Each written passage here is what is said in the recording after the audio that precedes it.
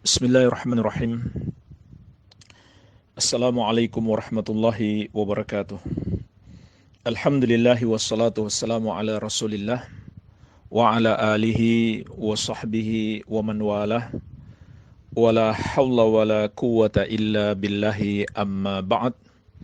Fa ikhwani wa akhwati fillah, rahimani wa rahimakumullah. Semoga Allah Azza wa Jalla senantiasa mencurahkan rahmatnya kepada kita sekalian.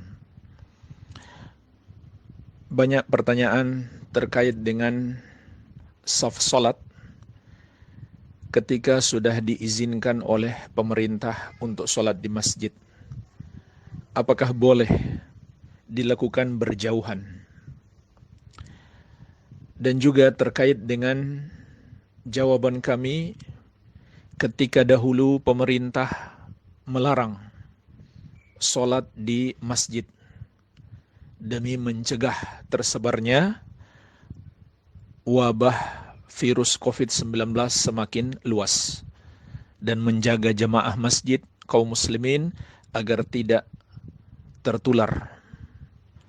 Maka jemaah sekalian, dahulu kami menjawab bahwa tidak boleh salat di masjid secara berjamaah dengan shaf yang berjauhan 1 meter atau 2 meter. Akan tetapi itu jawaban kami dahulu sesuai dengan keadaan di saat itu. Kami menjawab seperti itu karena 3 alasan. Yang pertama, berdasarkan dalil-dalil dari sunnah Nabi sallallahu alaihi wasallam.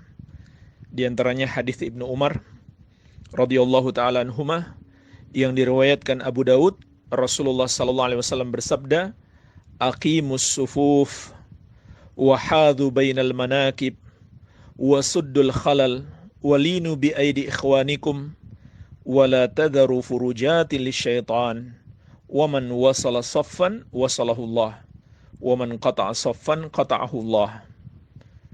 Tegakkan saf-saf kalian dan ratakan atau luruskan di antara pundak-pundak kalian, dan tutuplah celah-celah dan bersikap lembutlah ke tangan saudara-saudara kalian, yaitu kalau diatur saf hendaklah tidak sulit, mudah.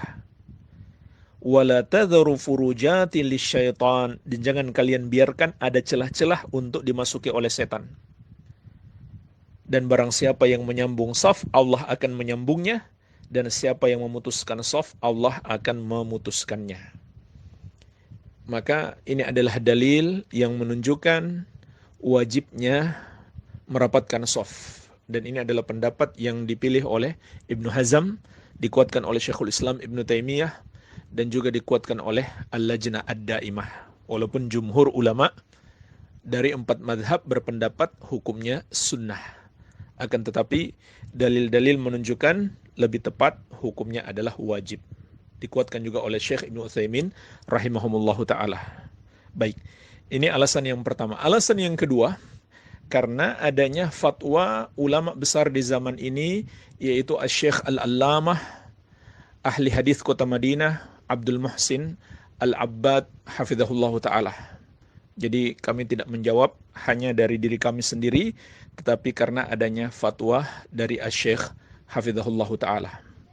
Kemudian yang ketiga, karena adanya larangan dari pemerintah untuk berkumpul-kumpul di masjid. Karena adanya larangan dari pemerintah untuk berkumpul di masjid agar tidak semakin tersebar penularan virus corona. Maka kami jawab waktu itu, hendaklah sholat di rumah daripada sholat di masjid dengan saf berjauhan, padahal pemerintah juga melarang, dan Rasulullah SAW atau syariat telah memberikan kepada kita uzur untuk sholat di rumah. Baik. Namun jamaah sekalian, kondisi perkembangan hari-hari ini mungkin berbeda, atau ke depan akan berbeda, yaitu pemerintah mengizinkan untuk sholat di masjid dengan syarat tetap memperhatikan dan mengikuti protokol kesehatan untuk mencegah tersebarnya virus corona. Di antaranya adalah dengan memberi jarak saf solat. Apakah 1 meter atau kurang lebih 2 meter. Maka kita katakan, insyaallah ta'ala, apabila pemerintah telah mengizinkan dan kita tetap mengikuti protokol kesehatan, tidak mengapa kita sholat di masjid secara berjamaah walaupun dengan saf berjauhan. Kenapa jemaah sekalian? Karena juga telah ada fatwa para ulama besar di zaman ini. Termasuk Syekh Abdul Muhsin Al-Abbad hafizahullah ta'ala, ahli hadis kota Madinah, yang kita jadikan rujukan terhadap jawaban kemarin. Beliau juga telah meralat atau merubah fatwa beliau mengikuti pendapat para ulama kebanyakan. Para ulama besar kebanyakan berpendapat boleh, termasuk Lajnah Daimah dan juga Syekh Profesor Dr. Al-Allamah Sulaiman Ar-Ruhaili hafizahullah ta'ala. Beliau memberi keterangan yang sangat bagus bahwasannya sholat berjamaah itu adalah amalan yang sangat agung. Maka dalam kondisi kita perang, tetap diharuskan sholat berjamaah walaupun bentuk sholatnya harus berubah. Ya, sebagaimana kita ketahui ada perubahan bentuk sholat ketika kita sholat khauf, sholat dalam masa perang. Begitu pula orang yang masbuk, sholatnya pun akan berubah bentuknya mengikuti sholat imam. Ya, bahkan ada orang yang sholat maghrib bisa sampai 4 kali tasyahud karena dia terlambat. Dia masuk dalam sholat, imam sedang tasyahud awal, maka dia pun ikut tasyahud awal. Imam tasyahud akhir, dia pun ikut tasyahud akhir. Sampai di sini sudah 2. Kemudian dia menambah 2 rakaat, masuk ke rakaat yang kedua dia tasyahud awal. Kemudian dia rakaat terakhir, rakaat yang ketiga, dia melakukan tasyahud akhir. Jadi 4 kali dia tasyahud. Berubah bentuk sholatnya. Dan itu tentu diizinkan dalam syariat. Kenapa? Karena keagungan sholat berjamaah. Jadi boleh shaf berjauhan dikiaskan dengan itu. Iya.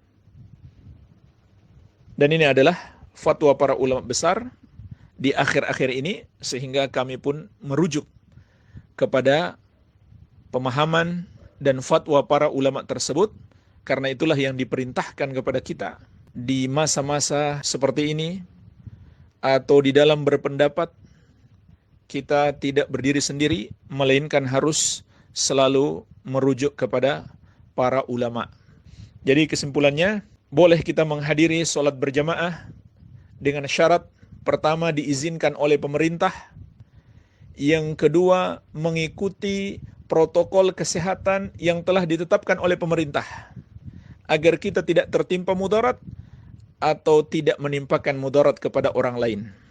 Dan apabila termasuk protokol kesehatan, shaf harus berjauhan 0,5 meter, 1 meter atau 2 meter, maka tidak mengapa insyaallah ta'ala, karena agungnya sholat berjamaah.